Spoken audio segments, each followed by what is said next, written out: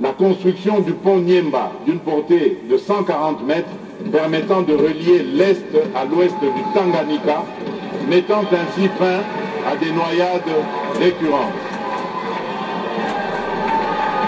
Autant de réalisations d'infrastructures routières, totalisant pour ce premier quinquennat plus de 30 000 km de routes urbaines et de dessertes agricoles. Honorable Président de l'Assemblée nationale, Honorable Président du Sénat, Honorables députés nationaux et sénateurs, mes très chers compatriotes, dans l'optique non seulement de développer nos villes, mais aussi d'assainir le climat des affaires dans notre pays, une réforme a été réalisée, celle de la mise en place d'un établissement public dénommé guichet unique de délivrance de permis de construire en République démocratique du Congo. Ce cadre de régulation très efficient permettra de mettre un terme au conflit de compétences entre les différents services intervenant en la matière, de canaliser les ressources pour en assurer la traçabilité et de rassurer les partenaires immobiliers. Il permettra également de regrouper dans une même plateforme l'essentiel des services moteurs qui interviennent dans le milieu urbain, de fédérer des projets cohérents, harmonieux et synchronisés pour un développement urbain aux standards requis. À ce jour, ce service d'assiette participe déjà à la lutte contre le coulage des recettes et à l'augmentation de celles-ci, jadis de 52 millions de francs congolais par an à plus de 4 milliards de francs congolais sur une période de 6 mois seulement. Toujours dans le cadre du développement de nos villes dans le secteur de l'habitat, avec évidemment l'appui de nos partenaires bi- et multilatéraux, un projet de loi sur l'urbanisme, à savoir le code de l'urbanisme et de la construction, est déjà à pied d'œuvre. Cet instrument crucial permettra de doter notre pays, plus de 60 ans après, d'une législation adaptée à la nouvelle politique de développement de nos villes, tout en tenant compte de nos réalités. À ce jour, le processus de validation du projet suit son cours normal avec l'organisation des pré-ateliers interprovinciaux en attendant l'atelier national, la validation au Conseil des ministres et le vote au Parlement. Dans le cadre de la politique de promotion de l'habitat, 2 établissements publics, à savoir le Fonds national de l'habitat, FONHAB, né des cendres du crédit foncier ou fonds d'avance, et l'Agence congolaise de promotion immobilière, la COPIM,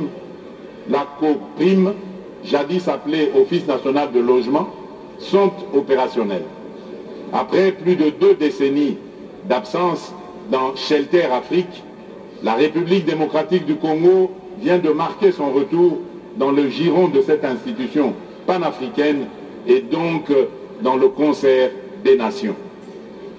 Honorable Président de l'Assemblée nationale, Honorable Président du Sénat, Honorables députés nationaux et sénateurs, distingués invités, Mesdames et Messieurs, mes très chers compatriotes, comme vous l'aurez compris, nos efforts se sont concentrés au cours de ces dernières années à doter notre pays de nouvelles bases de sa refondation dans presque tous les secteurs vitaux de la nation. Cette démarche était hautement importante en ce qu'elle concourt à l'apparition de conditions propices à un redécollage en toute stabilité. Cet exercice s'est fait concomitamment avec la réalisation par le gouvernement d'actions à impact visible. Pour maintenir ce rythme et cette trajectoire ascendante, nous devons continuer à diversifier notre économie, à améliorer notre infrastructure, de même que poursuivre les réformes structurelles visant à la consolidation de l'état de droit et à la lutte contre la corruption. La stabilité macroéconomique doit rester au cœur de notre politique monétaire pour contrôler l'inflation et maintenir la stabilité de notre monnaie. L'investissement dans le capital humain par le biais de l'éducation et de la santé est essentiel pour accroître notre productivité nationale. Les perspectives restent prometteuses. D'une part, la demande mondiale des matières premières, en particulier pour les technologies vertes et les véhicules électriques, devrait rester forte, ce qui pourrait soutenir notre croissance économique. D'autre part, la mise en œuvre continue de réformes économiques et la stabilisation politique peuvent attirer davantage d'investissements étrangers et diversifier l'économie.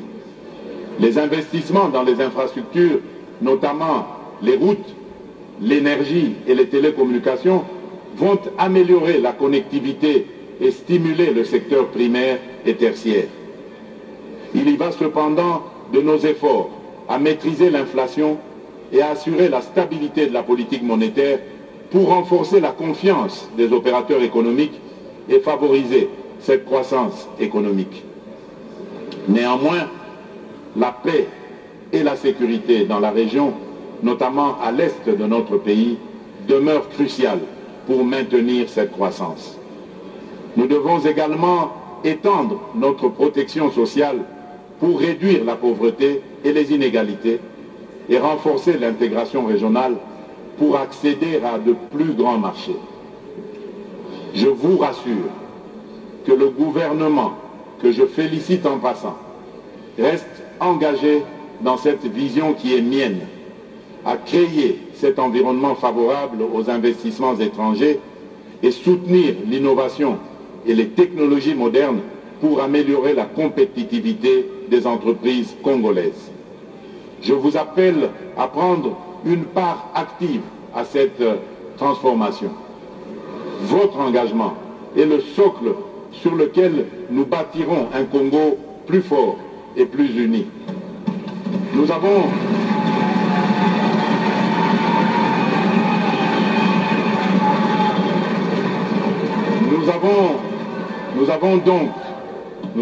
donc, suivez-moi très bien, nous avons donc le choix entre repartir à zéro ou consolider les acquis de cet élan.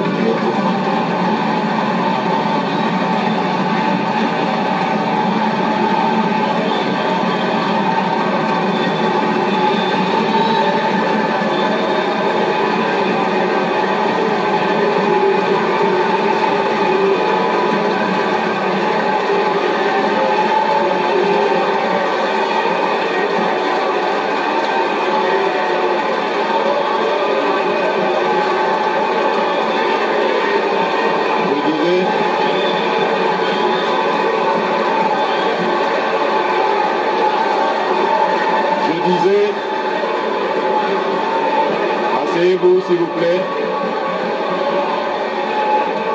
Asseyez-vous, s'il vous plaît. Je disais, nous avons...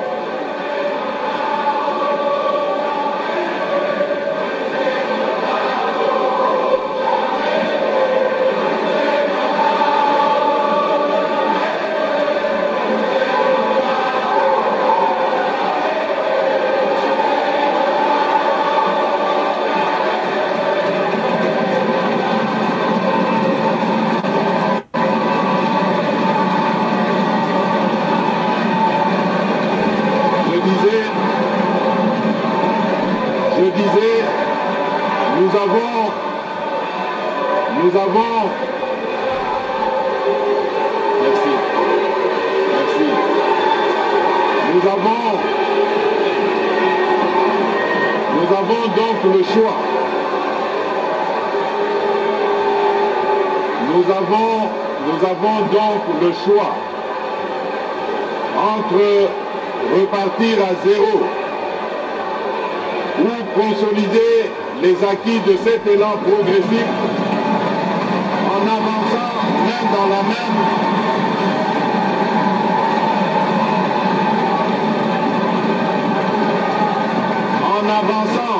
dans la main, avec une vision claire et un but commun, vers un avenir où chaque Congolais aura la possibilité de prospérer. Que vive la République démocratique du Congo, que Dieu bénisse la République démocratique du Congo et son peuple. Je vous remercie.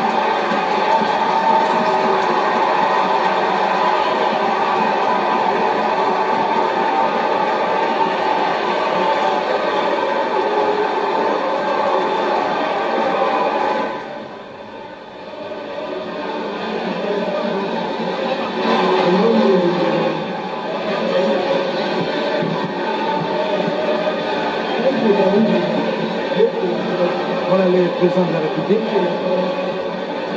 vient de terminer son discours qui a pris plus de 2 heures, rassurez-vous. Le chef de l'État a balayé pratiquement tous les secteurs de la vie nationale. Et la dernière phrase qui a emballé l'assistance, c'est quand il a dit: nous avons le choix, à faire le choix entre repartir à zéro et consolider les acquis. Et là, c'est toute l'assistance qui a salué justement ce discours magistral du genre de maestro, n'est-ce pas? Le discours du président de la République sur l'état de la nation, discours bilan, discours synthèse de son quinquennat à la tête du pays, un discours qui a été prononcé 4 jours avant le démarrage de la campagne électorale. Et à quelques, plus ou moins 33 jours, à plus de 30 jours de l'élection présidentielle prévue le 20 décembre 2023. Voilà, c'est un exercice constitutionnel. Nous allons laisser la place au président Bahati, celui qui va clôturer justement ce congrès.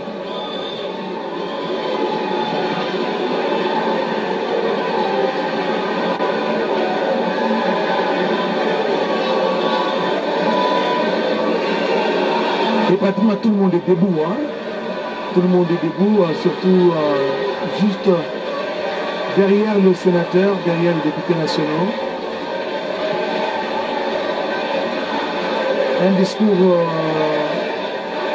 en même temps émouvant, pathétique, mais qui dresse le bilan de l'action du chef de l'État, en commençant par le secteur de la santé. Le chef de l'État a commencé son discours par demander à l'assistant d'observer 1 minute de silence en mémoire de ceux-là qui sont tombés sur la ligne de front, tous ceux-là qui sont morts pour la défense de l'intégrité territoriale. Devoir de mémoire oblige. Et c'est de l'ambiance dans la salle.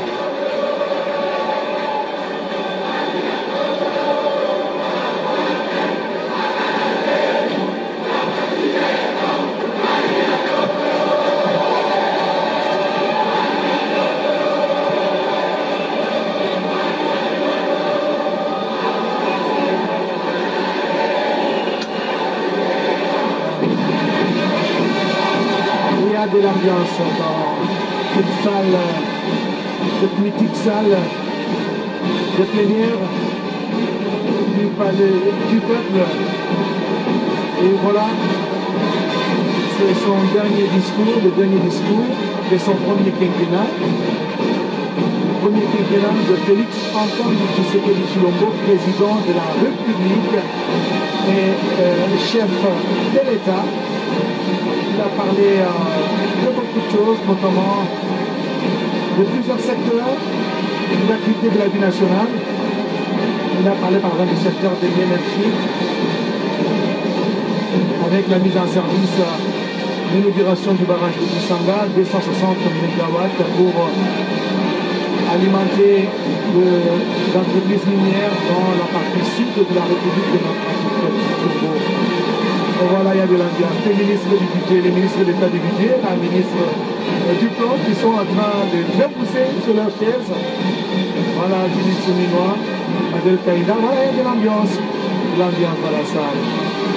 Un discours qui rassure, n'est-ce pas? Un discours qui rassure, prometteur de l'intérieur. En en même temps un discours qui invite la population à se Honorables membres du Congrès et chers collègues, vous venez de suivre le message de son Excellence, Monsieur le Président de la République, sur l'état de la nation. Je rappelle que conformément aux dispositions de l'article 77, alinéa 2 de la Constitution, les messages du Président de la République devant les deux chambres réunies en congrès ne donnent lieu à aucun débat. Au nom de tous les membres du Congrès, nous remercions Son Excellence, Monsieur le Président de la République, pour ce message à la nation. L'ordre du jour étant épuisé, la séance est levée.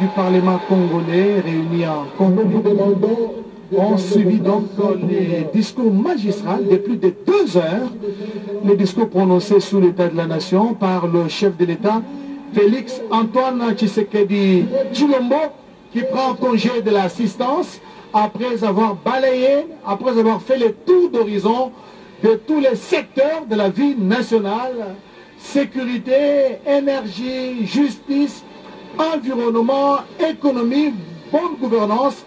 Et là, c'est Félix Antoine Tshisekedi Tshilombo qui prend congé justement de l'assistance, constitué des députés et sénateurs, constitué des corps constitués, des membres du gouvernement. Rendez-vous donc dans 4 jours pour le début de la campagne électorale. 26 candidats sont en lice pour le poste de commandant suprême de FARDC. Voilà, la campagne commence le dimanche. Et le 20 décembre prochain, ça sera les élections générales. Gobet Wakeba, résumé justement de ce long discours, plein d'enseignements du président de la République, Félix Antoine Tshisekedi Tshilombo. Yasolo Oscar Mbale, listikulu molai ya pene na ngonga mibale. Toloba, koleka ngonga mibale mobimba, tata mokonzi wa ekolo Félix Antoine Tshisekedi Tshilombo, auti bongo kosala oboso ya congrès esangisaki bakeli mibeko mpe babongisi mibeko awa na salle de congrès ya palais du peuple omiso mambula matari ya ekolo ya biso mpe banzeneneke ya bikolo bya bapaya kamata lisusu bakambi ndenge na ndenge bazwamaki awa. Honorable, vous avez suivi les discours magistraux du président de la République, chef de l'État, commandant suprême des forces armées de la République démocratique du Congo. Quels sont les enseignements que vous pouvez tirer de ce discours qui est tout de même long? Monsieur le directeur, merci d'abord pour cette opportunité. Vous savez, un tel discours, je qualifierais cela d'un discours académique. Plus de 2 heures du temps, il nous a tenu en haleine, il nous a entretenu sur l'état de la nation, qui est un devoir constitutionnel. Il est dit que le chef de l'État doit adresser son discours devant les 2 chambres réunies, dont le Sénat et l'Assemblée nationale. C'est ce qu'il a fait. Et s'il faut dire ce que j'ai retenu, durant tout son mandat, il n'a jamais raté ce rendez-vous. Et ce qui est encourageant, en attendant ce discours, religieusement, nous allons scruter les discours, mais ce qu'il faut retenir ensemble, avec le peuple ici, c'est que c'est le discours qui dit que le Congo est en voie de développement. La machine est lancée, il faut s'embarquer pour le développement du Congo. Parler du Congo autrement, il a dit tantôt, il a pris l'option de faire le Congo comme origine, comme destination. C'est-à-dire, nulle part ailleurs, sur le plan international, qu'on parlerait du Congo sans les Congolais. C'est comme ça que nous pouvons enregistrer le retour des Congolais. Un peu comme l'a dit Lumumba, je voulais avoir votre commentaire avant de vous libérer. Le chef de l'État a terminé par une phrase que moi j'appelle magique parce que ça a soulevé toute l'assistance, tout le monde a acclamé, a applaudi. Il a dit, nous avons un choix à opérer entre répartir à zéro et consolider les acquis. Votre commentaire? Vous savez, les pères fondateurs de cette nation ont rêvé d'une nation qui est le Congo, qui est en train de se relever aujourd'hui. Les chefs ont brossé l'état de la nation sur tous les plans. Sur le plan législatif, où il y a eu production, on a donné les lois, nous parlons du volet économique, judiciaire, social, et tout ce qui est énergétique, de transport et consommation. C'est comme ça, je dirais. Merci, rapidement. Pour finir, je dirais au Né-Congo. Donc, les enfants du Congo central, précisément ceux de Matadi, nous vettons les awa ensemble, nous 10 soit beno, nous la beno. Donc, changement mauvais, canabeno, vengebi kabetové. Donc, ça, la nion, ensemble, on a des le message est passé. Merci beaucoup et vous suivez à Matadi qui ont voté. Je vais prendre Kisalou Mebanda, un autre notable de la province du Congo central. Notable en 2 mots, qu'est-ce que vous avez retenu? J'ai retenu qu'il faut pas prendre le risque de recommencer. Il faut aller de l'avant, il faut consolider ce qui a été fait. Tout le monde sait que je suis son ancien ministre, tout le monde sait comment il a commencé. Maintenant, il faut lui donner les chances de faire un 2e mandat. Je voudrais aussi rappeler ici, le PADEM PME, c'est lui. 100 millions de subventions aux entreprises, aux jeunes, et même aux mamans qui fabriquent des beignets. Ça continue jusqu'aujourd'hui par le transport. Merci beaucoup. Merci. Kisaloumé Banda. Donc, Koussou, nous allons prendre la ministre d'État, ministre du portefeuille, la princesse Adèle Kainda. Quel message, qu'est-ce que vous avez retenu du discours du chef de l'État? D'abord, le chef de l'État, Félix Antoine Tshisekedi Tshilombo, je l'ai toujours dit, qu'il est le Josué de la RDC. C'est un discours bilan où le bilan est largement positif dans tous les domaines de la vie. Il n'y a pas un domaine où il y a eu de failles. C'est pour dire que, peuple congolais, vous qui me suivez, et que nous puissions renouveler encore la confiance auprès de notre Josué de la RDC pour qu'il puisse être réélu afin qu'il daigne achever les programmes qu'il avait déjà amorcés. Votre commentaire, il a dit, nous avons le choix opéré entre répartir à zéro ou consolider les acquis. Consolider les acquis parce que partir à zéro, donc tous les efforts seront anéantis à néant. Nous devons consolider cela pour aller encore plus loin. Merci, je vais prendre un député national. Honorable, qu'est-ce que vous avez retenu de ce long discours du chef de l'État, le discours sur l'état de la nation, n'est-ce pas? Un discours bilan à 4 jours justement du début de la campagne électorale et à plus de 30 jours de l'élection présidentielle prévue le 20 décembre prochain. J'ai retenu la clarté de la vision du président, surtout son engagement à rebâtir cette nation. Le président a une vision très claire. Nous allons revoir le plan national stratégique et nous avons des objectifs clairs. Je suis élu de Kalemi. Nous avons eu le bénéfice d'avoir un grand pont, il l'a cité, le pont Niemba. Je suis très heureux pour la population de Kalemi et du Tanganyika. Nous continuons à travailler pour le président et travailler pour sa vision et la consolidation des acquis. Et nous voulons relancer ce pays avec le président Tshisekedi. Et donc nous sommes sur la bonne voie et la population doit lui faire confiance pour qu'on consolide les acquis. Merci beaucoup, honorable. Vous allez bien? Oui, merci. Je vous ai vu très moussé sur la chaise, en train de danser. Il y a de l'ambiance électrique ici dans la salle de l'hémicycle du Palais du Peuple, la salle où il y a eu le congrès qui a réuni les députés nationaux et sénateurs. Quels enseignements vous avez tirés du discours sur l'état de la nation du président de la République? Vous savez, tout est bien qui finit bien. Ça fait 5 ans que nous sommes ici et le 5e discours du chef de l'État, ce que nous retenons sur le plan, je commence sur le plan environnemental, c'est que le chef de l'État termine son mandat avec la RDC comme pays solution à plusieurs. Le chef de l'État, le champion de la masculinité positive, a encore quelque chose à amener aux femmes en matière de représentativité, mais aussi au niveau de la prise en charge des personnes violentées et la justice transitionnelle. Nous notons aussi en matière des infrastructures, il y a des efforts qui ont été faits et qui doivent être encore faits. En matière aussi de l'homme, il a insisté sur l'éducation, l'instruction et l'accès des nouvelles technologies en mettant en place certaines réformes, notamment, vous savez, le budget de l'éducation a quitté de 11% à 22% et donc bravo. Voilà, honorable, bravo aux élus. Un commentaire de votre part. Le chef de l'État a terminé par cette phrase.